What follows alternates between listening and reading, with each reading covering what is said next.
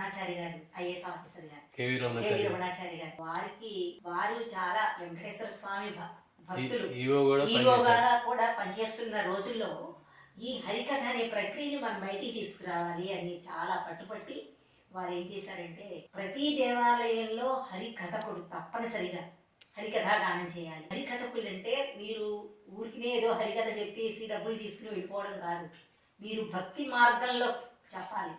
ఆ భక్తిని ఇతరులు ఆస్వాదించాలి. మీ వలన మీరు తరిస్తారు, ఈ మీ కథ విని ఇతరులు కూడా తరిస్తారు అని వారి ప్రతి దేవాలయంలో హరికథ గానం ఏర్పాటు చేశారండి ఆ మహనీయుడు. ఆయన చాలా మహాభక్తులు వెంకటేశ్వర స్వామి.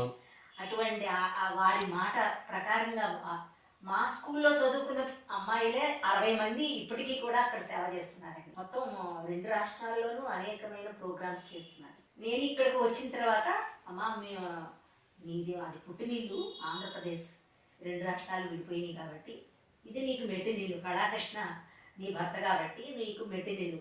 ఆ పుట్టినీళ్ళకి ఇప్పటి వరకు మంచి పేరు తెచ్చావు, మెట్టినీళ్ళకి కూడా మరి మంచి పేరు రావాలి కదా. ఇక్కడ 18 మంది కంటే హరిదాస్ వీరు, అక్కడ 600 మంది ఉన్నారు అని నువ్వు కూడా ఇక్కడ ఉన్నటువంటి గ్రూప్లో చేరి ఇక్కడ దేవాలయాల్లో హరికథా గానం చేయమ్మా అని నాకు వారు అనుమతి ఇచ్చారు. వారు చెప్పిన ప్రకారంగానే నేను అనేక దేవాలయాల్లో ఇక్కడ కథాగానం చేస్తున్నానండి.